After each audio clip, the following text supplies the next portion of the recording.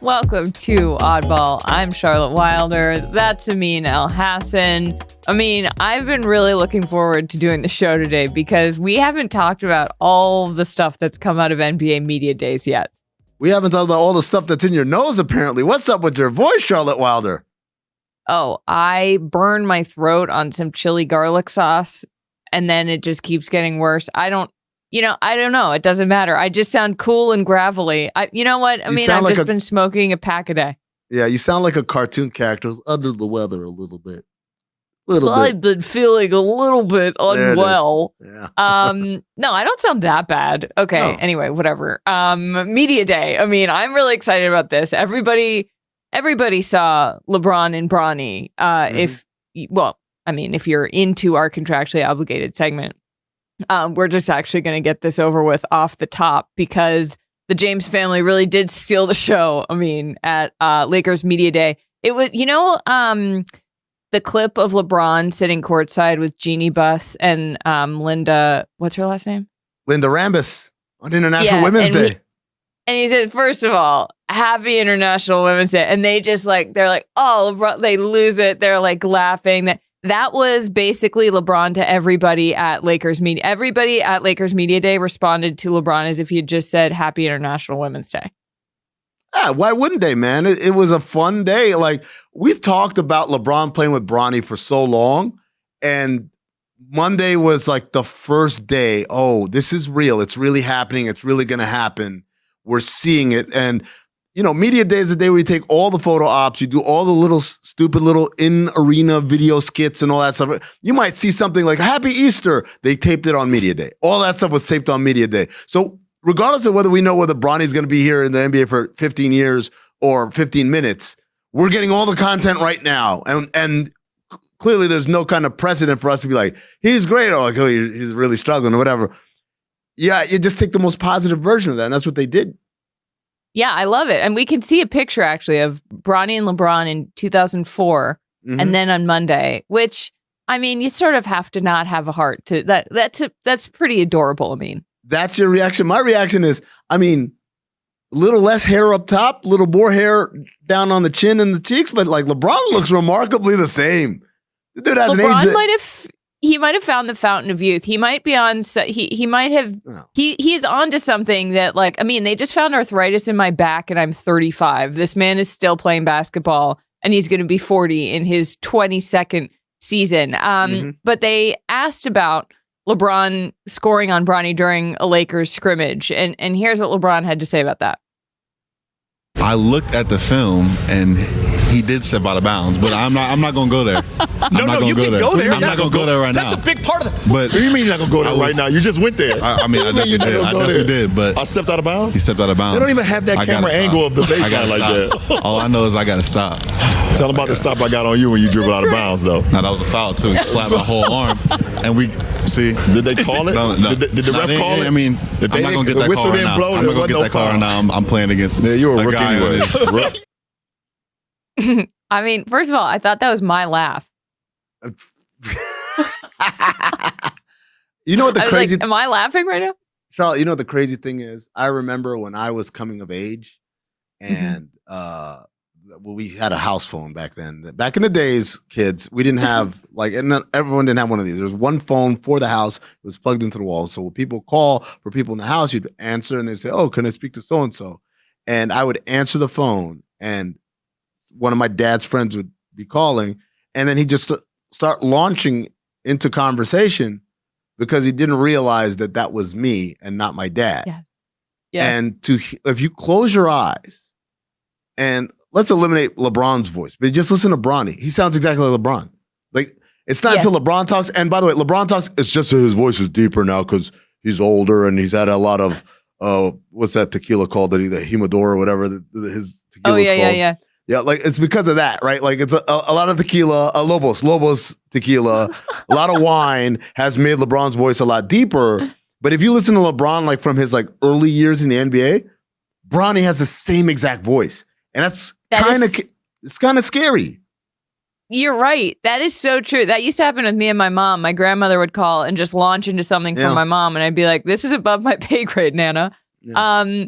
But do you think that this is going to be something that just continues to be cool for a long time, right? LeBron up until Bronny the bed, which I'm not saying he's going to do. I'm not saying he's going to the bed, but in the event that he the bed, then it's not cute anymore. Then it's less cute. All right. Yeah. But as many people pointed out, like how many opportunities is he going to get to the bed?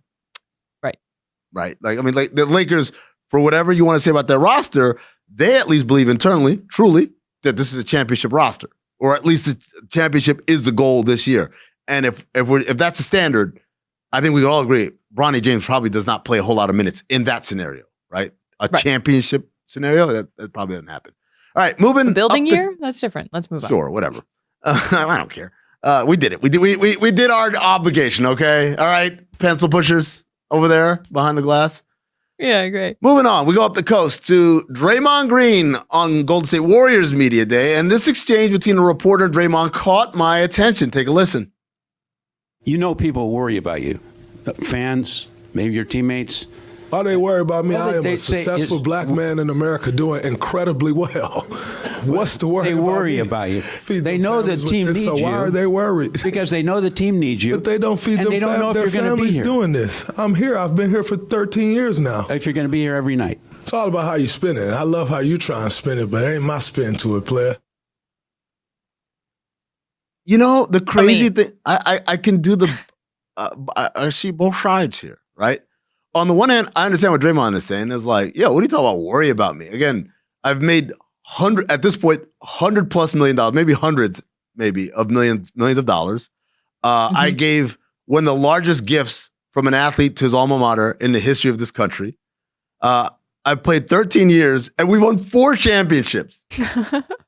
Meanwhile, people struggle to put food on the table and worry about their kids going to school and the school not getting shot up and all types of other like issues, real issues to worry about. So like the idea that anyone's worried about me is patently preposterous. 100% Draymond, which is there.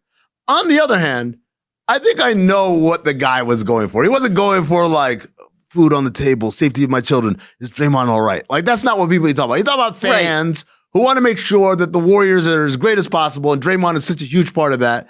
And so like that's the nature of their worry. I thought, and my man had like several opportunities to reword the question, and he just kept doing it like he was a concerned uncle about a kid who's been drinking a little too much. They're worried. Your folks are worried, man. They're worried. What can I tell you? Right. The one thing, I mean, that I feel like Draymond would have been a lot more convincing to me, at least, if he like. I'm not worried about him, but I would be less worried about him if it's like the lady doth protest too much. Like he was like, worried about me? What? Like and I understand why, but I also, there was a laugh that he did that sounded so much like a nervous laugh that I was like, oh no, should I be worried about Draymond? Yeah. Now, if he had gotten up and choked the reporter or put him in a chokehold, then I'd be worried. But like, I think what he's saying is like, yo, I've been the same dude for 13 years. We've won 4 titles. We've been to the finals 6 times. Like, what more do you want from me? I'm pretty sure, hey, you're worried about this thing that I'm doing that's brought more success to this part of the country than they've ever experienced before. Yeah. Right? Yeah. Like, well, you know what? So you think that this Draymond passed the lie detector, but there are a bunch of people from Media Day that I need your take on. I think our machines are invisible today, actually. I got it. Unless you have one. Oh yeah, sorry. Here's mine, actually. Oh, hold on. I gotta plug it in though. Sorry. Oh, okay, yeah, that's scintillating. Does anyone have an television AC and audio. Oh, here it is. Okay, so I have my lie detector here. It might look a lot like a PlayStation controller, but it's actually the thing that they use to steer the submersible with. So mine has like a jog function. I can jog the lies back and forward just to make sure. Oh yeah, I'm holding it upside down. Cool. I just have a bunch of buttons that I'm not sure what they do. But don't worry about this wire. It doesn't do anything. Jakob Poeltl. And it's a good thing we're starting this segment off with the big names that everybody knows and cares about. Really good for SEO. Actually, let's hear what he had to say.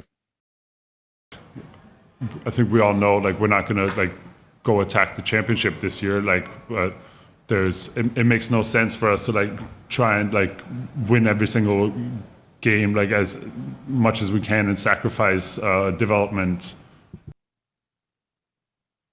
That's a crazy thing to say at media day. Is he lying? All right, so absolutely not. This is a 100% truth according to my lie detector here. Just want to point out Jakob Poeltl, Austrian player, has been in this country for a few years. Not as many years as Arnold Schwarzenegger, and yet his English sounds like Arnold Schwarzenegger if he had really committed to losing the accent.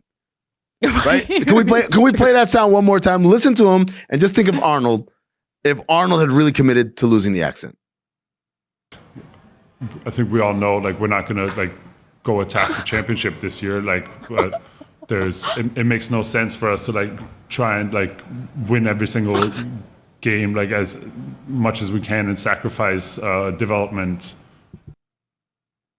Sacrifice, right? Like, I'm telling you, like, my follow-up question would be like, can you say the words Governor of California for me? Governor California. But better, but not a sticking accent because I've been here and I'm trying to apply myself a little bit more. Right. Right? I'm trying a little bit harder. That does sound like I have a cold when I try to do it that way. Okay. Is it you know what? Let's just move on. No, he's telling the truth. He's telling the truth. Of course he's telling the truth. No, should they he actually have? are. Should he have? They're attacking the championship this year. They are. Should he have told the truth? Of course. It's like, look. If you play for the Lakers, I'd be like, buddy, I understand, but you can't say that. But you play for the Lakers. Okay. What's next? Right. What do we got? Andre Drummond shared a fact that I was aware he said. He said it like a couple of months ago, and we did it on this show, and we made fun of him for it. I'm the best rebounder to ever play the game. We might have even done a lie detector about this, and guess what? It's the same result. He's not lying. He's just incorrect. Right? There's a difference between being wrong and lying. Someone who's wrong believes what they're saying and they're just getting the wrong answer. Someone who's lying knows that what they're saying is an untruth. He's telling the truth. He's just incorrect. It's a really great distinction. Okay, here's Scoot Henderson. He was a rookie for the Blazers last year. What's he got to say from year one? Now that you have a couple months of distance from it, kind of what do you look back on about your rookie season and kind of what you learned from it? I look back at the good food that I had. Yeah. Jesus Christ. Once again, I mean, my lie detector, I don't even need my lie detector for this. He's telling the truth. But what? That reminds me a little bit of the BC football player or basketball player. I can't remember who it was. He was just like, oh, it was March Madness. They were knocked out of March Madness. And he's like, they were like, what are you going to, and he's like, I'm just going to miss going out to eat with my friends. Yeah. It's like the flip side of that. It's like Scoot Henderson was like, oh yeah, the food was pretty good. What is happening here? This is the fun part about this exercise is I have the results right here, by the way. I have the results. Okay. But I know you don't trust mine? No. Because here's the thing. Blazers fans are hoping, they're praying, oh, please let it be a lie. Please let him have actually learned something of note and have actual reflections. And don't let this be his actual truth. Because if his actual truth is, what did you learn from your rookie year where, let's be honest, he played like for a lot of it. It wasn't, great food. That's what I learned. Charlotte, he's not lying because as an NBA player, you get to go to a lot of fancy restaurants all over the country. You're flying all the time. You're going every time you get into a city. You go to these restaurants. A lot of times you're not paying for food either because the restaurateur recognizes you and says, oh, it's on the house, or you're there with your vets and the vets pick up the tab, or maybe you're there with your head coach, Chauncey Billups, learning the ins and outs of being a point guard, and Chauncey picks up the tab. But man, if you're a Blazers fan, you're like, oh, dear Lord, please tell me you learned something other than the food. What's wrong with this team? One guy didn't learn about mattresses. The other guy learned about food. Anyone learn about basketball around here? Anybody? DeAndre Ayton slept on a blow-up mattress, also got iced in at his house. Scoot Henderson, when asked what he learned, said he learned that there's good food just in the world in general, I guess. Like, they got it. So their media training department has some work cut out for them. I mean, that's negligence. Well, some would say their basketball training department has a little bit more cut out for them, but we'll see how it goes this year. All right, up next. Oh my God. This is really difficult for me to say because I know Giannis' wife. Right, this next one is Giannis explaining the best part of his wedding night. You said what was my favorite part From the wedding, I think the wedding night. After the wedding, that was my favorite part. Yeah.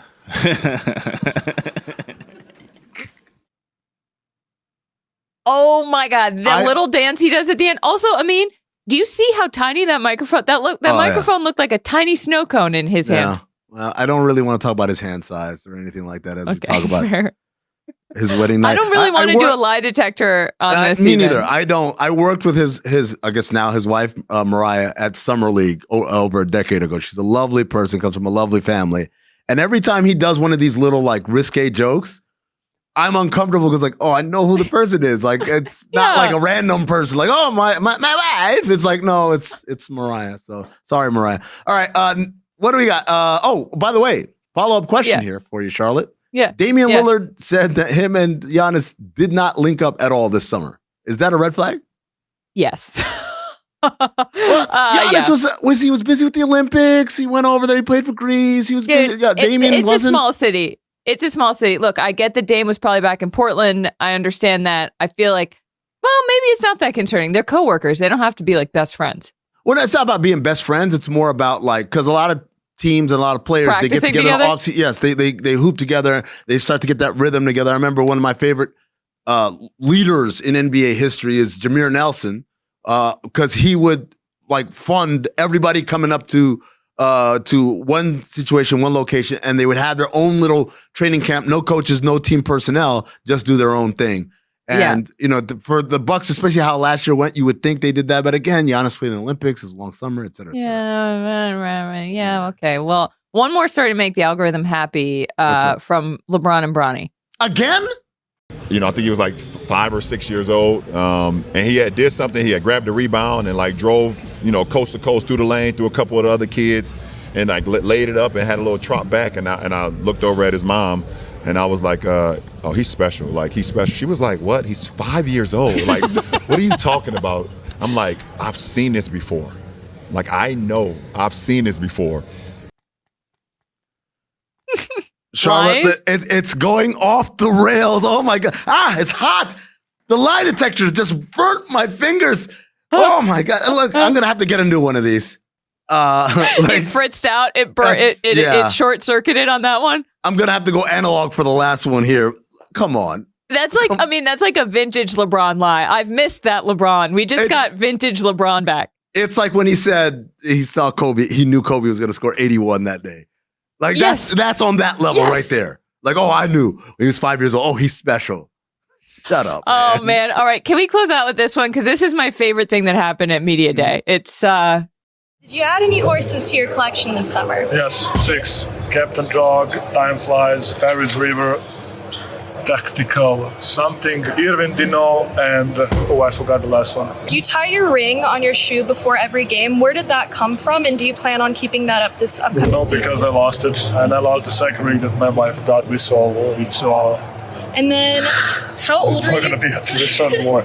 Yeah, okay. How old were you when you first wanted to become an NBA player? I mean, I never dream about it. I never even think about it. So I'm going to see when I draft it, probably. Those first two. You know what? Actually, the whole thing, I think he's telling the truth. 100% truth. I'm doing analog, as I said, because LeBron just burnt out my lie detector. All of it's Mine's true. still working, and I'm getting green lights everywhere. Shout out by the way, to Nadia Husseini from House of Highlights who asked that question.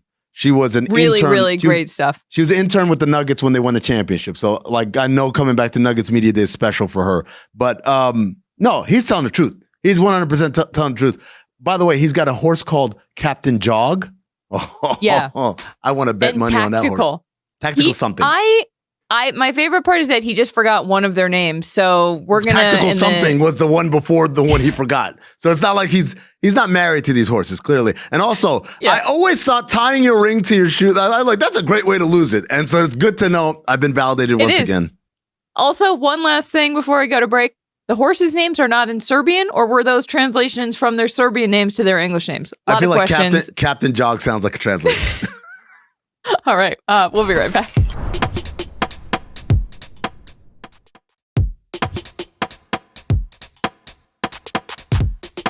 Hey, we're back. Yesterday at Media Day, Giannis said that he was very close to getting his first tattoo. I guess that means he didn't. But and I would like to know what it would have been, but it did remind me of Jason Tatum's horrendous back tattoo. Which one? It's so weird that he got a tattoo of Derek White kissing the trophy. Got his ass. That was a joke from our producers, and it made me laugh. So great work, everybody. Today we're going to break out a new segment where we'll be matching NBA players to their tattoos, and we're calling it. I'm not even going to say what they wrote in the doc. Match Me Outside. How about that? Match Me Outside. Okay. It's like Catch Me Outside. Remember that from like 15 years ago? What did Gabe Goodwin write this joke? Definitely. No, Matt Ford. I'm going to save it close. Anything that's old, it's one of them too. All right, let's see. What's the first tattoo we have up here? Oh my God. Can I get a full screen of this? I know this one. It says no work, no check. Oh, I know who this is. It's Michael not Tyler Porter Jr. Hero, is it? It's Michael Porter Jr., right? No? It is Tyler Hero. Damn. How did I know that? This is the that rattles around in my brain, everybody. Wow. Okay, great. Is that supposed to be a lion? That's not a lion. It's like a cat, right? Okay. It's a house cat. Okay, tattoo number 2. This says loser with a drawing of Squidward. What is this? Who is this? The problem is this is someone who doesn't have a lot of tattoos. It's not Jared McCain, is it? It's got to be someone. I'm going to go Josh Hart because Josh Hart has that kind of sense of humor. Bol. Wow. Okay. I saw Bol the other day and did not notice that tattoo. How's he doing? He's doing great. He's really excited for the season. All right. He's actually dreading the season. What's next? What's the next tattoo we got up here? God's Will. I know this one. This one you can even tell. But this is Damian Lillard. I was going to say Dame. I wish I'd said that before I asked you. Okay. Is it Damian Lillard? It's Jason. What? Wait a second. No, you guys are cheating. That's not his. Wait, where's the apostrophe, by the way? It's the gods, the many gods, the old gods and the new gods. Did he add the apostrophe later? He did are these two? This is a picture of him before and after he added the apostrophe. After. There you go. I've never seen someone admit to a tattoo mistake so brazenly. Yeah, there you go. How do you feel about educators having bad grammar spelling? My buddy, I hate it. Why? My buddy sent me a message that the principal sent to him, and the principal misspelled a word, and I was like, absolutely not. Come on. Yeah, elementary school principal. Come on. All right, what's next? Like, there's got to be a plugin from Grammarly that you can run your through. Yeah, it's called spell check. It's not that hard. Okay. All right. Tattoo number 4. Oh, this is Jason Tatum, and it says life. Oh, is it with characters? With the members of the Incredibles. No, is it the Incredibles? No, it looks like on the bottom. Martin It's Lawrence. Baby Jack. Okay, but the top looks like old Martin Lawrence in the movie Life, and the word life is spelled in the same font as the movie title was. Well, it's definitely Jason Tatum. Jason Tatum. Yes. Yeah. Okay. All right. There you go. Is it there's just like a Jason Tatum worst hits? Is that what we're doing here? I mean, oh no. Okay, he's got a Jordan shirt. He's like, this is Jason Tatum. What's it say? All Jason Tatum? Big Deuce. Oh, come on. That's definitely Jason Tatum. His Big son's Deuce. name is Deuce. Oh, it's Greg Popovich. No. Come on. No, it's I believe not. It is absolutely Greg Popovich. No, it's not. That's a wine bottle in his other hand. You can't see it, though. No, it's Tatum. Okay. Darn. You had me second guessing everything I know about myself for a second. Yeah. Okay. There's no way there's more, but it's going to be Jason Tatum again. Wait, is that the Empire State Building? That is an All-Star Game MVP trophy. It's Tatum because I see Tatum in the 0. Tatum in the 0 in the back. Does he? Wait a second. Does he just have tattoos of things that happened to him? Is that what he does? Anytime he gets a trophy, he puts a tattoo of it with himself on his body. Oh my God, how many tattoos? He's got at least 4 tattoos of himself. You know, in a weird way, this makes the championship trophy one a little less weird. Because if that was his first tattoo of himself, then I'd be like, what are you doing? But given that this is a trend, I'm like, you know what? I'll allow it. He's nothing if not consistent. I mean, so I love how this was a segment about NBA tattoos and it just turned into a segment about Jason Tatum tattoos. Somehow I feel personally attacked. Which I shouldn't. Jason Tatum. He definitely feels for a whole personally segment. We'll catch you later. Yeah. Depoy. Jordan. Fake. No.